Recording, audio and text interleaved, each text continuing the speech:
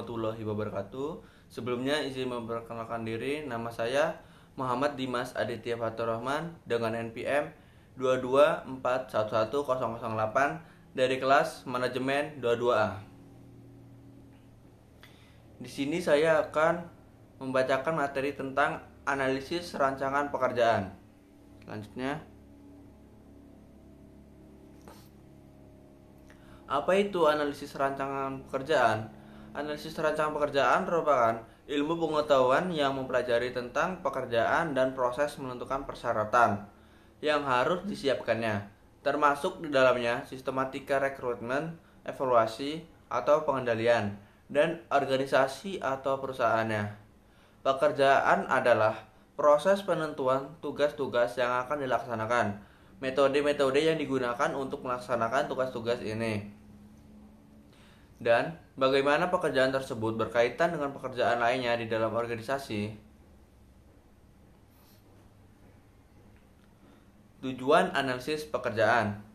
Berikut ini tujuan dari analisis pekerjaan. Yang pertama ialah job description, yang berisi informasi pengidentifikasian pekerjaan, riwayat pekerjaan, kewajiban-kewajiban pekerjaan, dan pertanggungjawaban.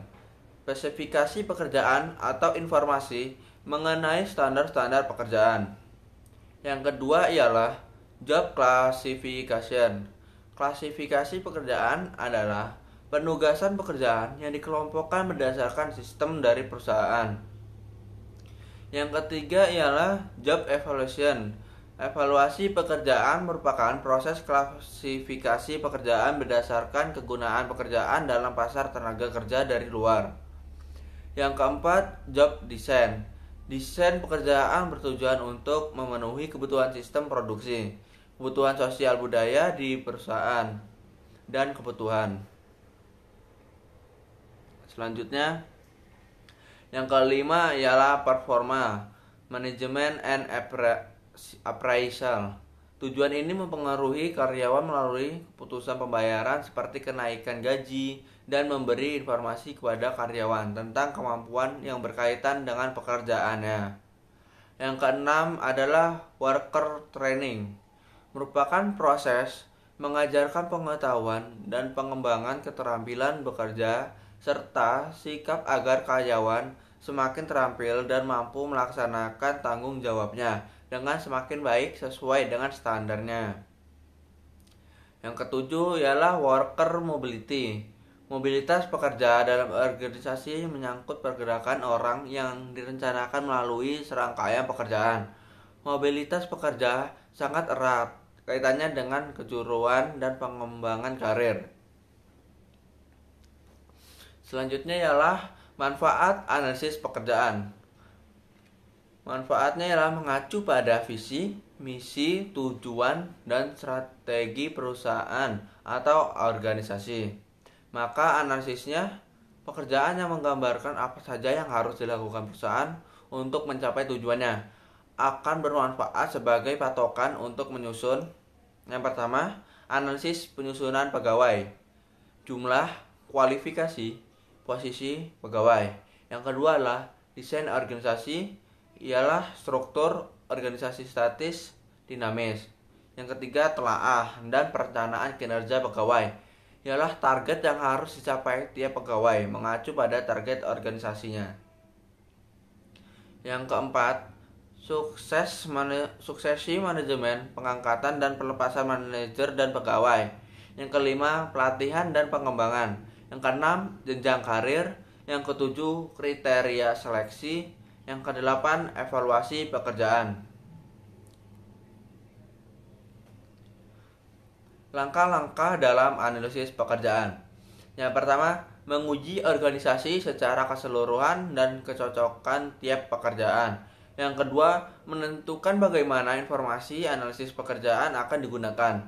Yang ketiga, memilih jenis pekerjaan untuk diteliti. Yang keempat, mengumpulkan data dengan teknik analisis pekerjaan yang dapat diterima. Yang kelima, menyiapkan deskripsi tugas. Yang keenam, menyiapkan spesifikasi pekerjaan, rancang pekerjaan, perencanaan, rekrutmen, seleksi dan pelatihan, evaluasi kerja, kompensasi keuntungan, memenuhi persyaratan EEO, evaluasi lebih lanjut.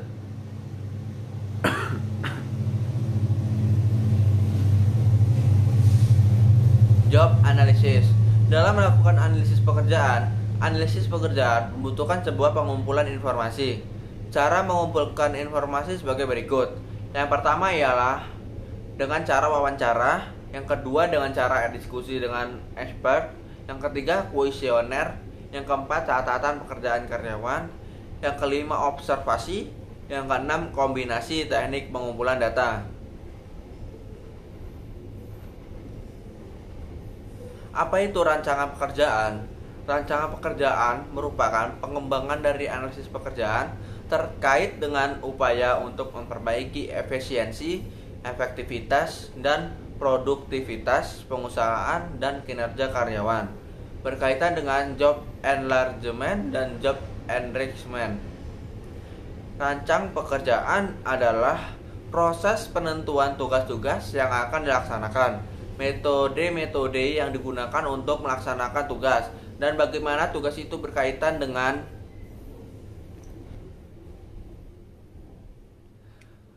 hal penting rancangan pekerjaan. Terdapat 5 komponen rancangan kerja, yakni spesialisasi pekerjaan, ekspansi pekerjaan, komponen psikologis, tim yang mandiri, dan motivasi dan sistem insentif. Spesialisasi tenaga kerja adalah acara untuk membantu mengurangi biaya tenaga kerja mentir yang memiliki banyak keahlian. Rancangan pekerjaan harus mencerminkan pemenuhan tuntutan lingkungan, mencapai hasil dan kekuasaan yang maksimal. Para pelaksana harus mampu berperan menjadi umpan baik. Alasan perlunya rancangan pekerjaan. Seringnya terjadi konflik antara kebutuhan dan keinginan karyawan. Sifat unik dari setiap karyawan sehingga muncul berbagai perbedaan sikap, kegiatan fisik, dan produktivitas tertentu. Perubahan-perubahan lingkungan, organisasi, dan perilaku karyawan, kemampuan dan tersedianya karyawan. Rancangan pekerjaan yang baik mampu meningkatkan pengetahuan dan pemahaman karyawan dalam menjalankan tugas berdasarkan peran dan fungsi yang dimilikinya. Sebaliknya, pekerjaan yang tak terdesain dengan baik akan menyebabkan menurunnya kinerja dan produktivitas perusahaan. Faktor yang mempengaruhi rancangan pekerjaan. Rancangan pekerjaan merupakan faktor penting dalam manajemen, terutama manajemen operasi, karena selain berhubungan dengan produktivitas juga menyangkut tenaga kerja yang akan melaksanakan kegiatan operasi perusahaan.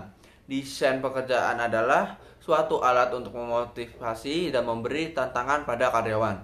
Oleh karena itu, perusahaan perlu memiliki suatu sistem kerja yang dapat menunjang tercapainya tujuan perusahaan secara efektif dan efisien, yang dapat merangsang karyawan untuk bekerja secara produktif, mengurangi timbulnya rasa bosan, dan dapat meningkatkan kepuasan kerja. Desain pekerjaan terkadang digunakan untuk menghadapi stres kerja yang dihadapi karyawan. Kesimpulan yang dapat diambil bahwa analisis pekerjaan merupakan informasi tertulis mengenai pekerjaan apa saja yang harus dikerjakan dalam suatu perusahaan agar tujuannya tercapai.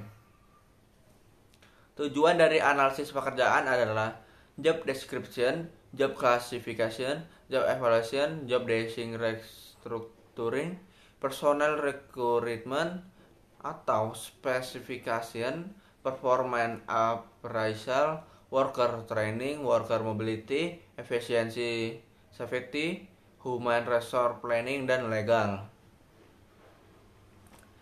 Sekian presentasi dari saya akhiri. Wassalamualaikum warahmatullahi wabarakatuh.